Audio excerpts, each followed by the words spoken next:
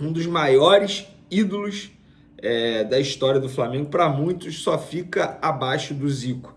Para mim ele vai ser ídolo eterno. O que ele fez com a camisa do Flamengo, eu como torcedor, sério, enfim, eu vibrei muito com o Gabigol, sobretudo naquela final da Libertadores em 2019. Sou muito grato por tudo que ele fez pelo Flamengo e óbvio que ele também tem que ficar grato por tudo que o Flamengo fez por ele, porque o Flamengo também o ajudou bastante. Não é só o Gabigol ajudou o Flamengo ajudou bastante o Gabigol. Eu acho que o Gabigol também tem que ser muito grato e eu acho que ele é. Vamos relembrar os números de Gabigol. Em 2019, 59 jogos, 43 gols, 11 assistências e 3 títulos. Em 2020, 43 jogos, 27 gols, 12 assistências e 4 títulos.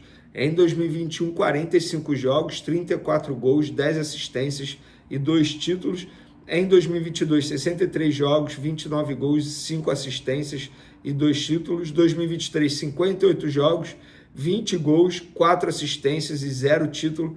2024, que ainda está em andamento, ainda tem 6 jogos no Campeonato Brasileiro para disputar, mas até o momento o Gabigol tem 35 jogos, 7 gols, 1 assistência e 2 títulos conquistados. Nem preciso dizer que a temporada 2024 é a pior de todas. E ontem o Gabigol roubou a cena logo após a partida, dando uma entrevista ao Sport TV e falando: não fico no Flamengo.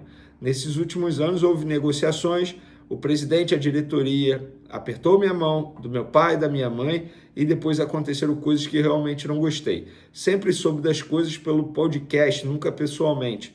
Falei com o Marcos Braz para ficar por 2, 3 anos, mas nunca houve uma proposta do Flamengo. Disse o Gabigol. Estou resumindo aqui o que ele falou. Vamos por parte, pessoal. Vamos relembrar. Em outubro, lá do ano passado, foi quando aconteceu esse acordo entre Flamengo e Gabigol pela renovação de contrato por mais 5 anos, um projeto para ele se tornar ídolo, para quem sabe se aposentar com a camisa do Flamengo. Flamengo e Gabigol chegaram a um acordo, apertaram a mão, tanto é que o próprio Gabigol fala aí que o Flamengo ligou para o pai, parabenizando, ligou para o empresário, parabenizando, beleza.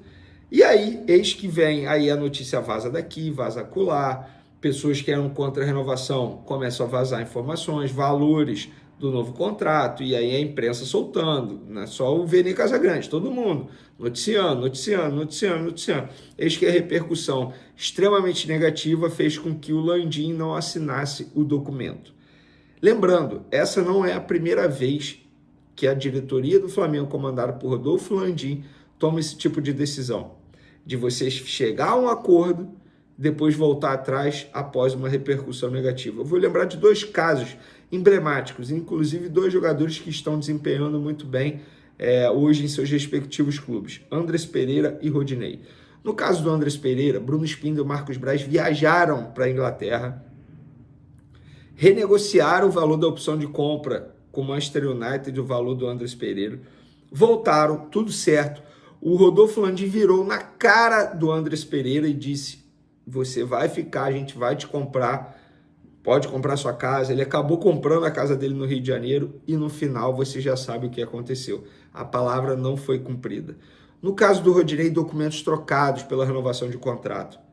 O Rodinei e seu staff retornaram o documento para o departamento jurídico do Flamengo assinado. O Flamengo nunca retornou assinado. Por quê? Por conta da repercussão negativa. No caso do Gabigol, fizeram a mesma coisa.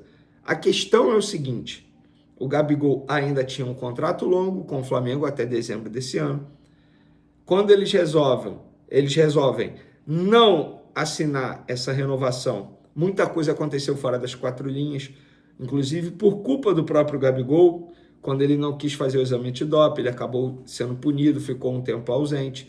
Depois ele botou uma camisa do Corinthians, enfim, várias atitudes não agradaram também a diretoria do Flamengo. Então, os 2 lados estão errados. O meu ponto é o seguinte: é óbvio que só vale quando assina, gente. A gente sabe disso. Mas é correta essa postura da diretoria do Flamengo de sempre fazer isso? Você chegar, apertar a mão e após uma repercussão negativa nas redes sociais você voltar atrás? Eu não acho nem um pouco correto. E a forma como eles gerenciaram, trataram essa renovação de contrato com o Gabigol foi péssima. Foi péssima. Como o próprio Gabigol disse aqui, ficava sabendo das coisas por podcast, quando o Rodolfo Landim participava de podcast, dava entrevista.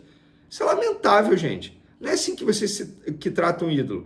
Eu não estou entrando no mérito, não estou aqui defendendo o Gabigol, nada disso, até porque eu era contra, sim, a renovação de contrato dele por mais 5 anos. Ele não estava jogando nada para poder ter o contrato renovado por mais 5 anos. O problema é, para que chegar a um acordo e depois voltar atrás? E depois o Landim ficar dizendo aí por aí que não teve acordo, que ele é o presidente, só tem acordo quando ele aceita. Não é assim, Landim. Não é assim, pô. A gente sabe que Marcos Braz e Bruno Spini negociaram com o seu ok. A questão é que com a repercussão negativa você voltou atrás depois. E repito, não estou defendendo o Gabigol, até porque eu entendo que o ciclo dele no Flamengo chegou ao fim. A questão é o seguinte, o que fizeram com o Gabigol nos bastidores foi feio. Foi feio. Fritaram o atleta. Tentaram apagar uma parte da história e idolatria dele com a camisa do Flamengo. E ele também tentou, ele também tem culpa no cartório, eu sei tudo disso. Inclusive, vocês sabem o quanto eu critico o Gabigol aqui nos meus vídeos. Mas, nesse caso, de verdade, o que fizeram com ele não é justo. Não é justo. E ele está certo. Se ele entende que merece um contrato de 2, 3 anos e o Flamengo só oferece um, beleza, vida que segue, tal como o Everton Ribeiro, que hoje está no Bahia. E aí entra os bastidores do futuro clube dele.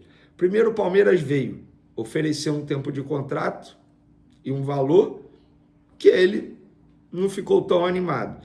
E aí depois o Cruzeiro, que não teve a contratação do Dudu concretizada, veio forte nos bastidores através do Alexandre Matos, atual diretor executivo do Cruzeiro.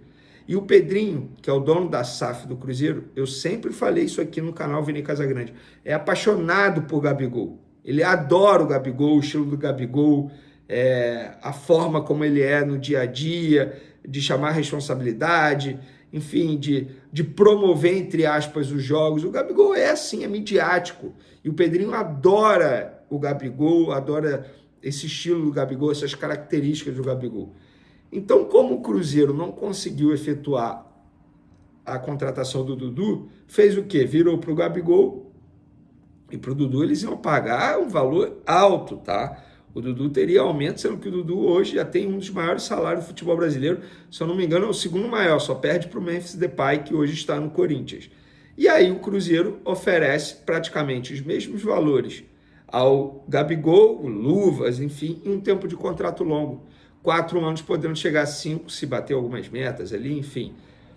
E tudo foi feito de maneira minuciosa e a negociação está fechada há quase 1 mês. É isso mesmo. Existe um acordo entre representantes de Gabigol e Cruzeiro há quase 1 mês. E o Flamengo, no caso, Marcos Braz já sabe disso, tanto é que Marcos Braz, após a partida de ontem, ele não desmente, pelo contrário, ele praticamente confirma que o Gabigol está indo para o Cruzeiro, mas tudo está acertado há mais ou menos 1 mês.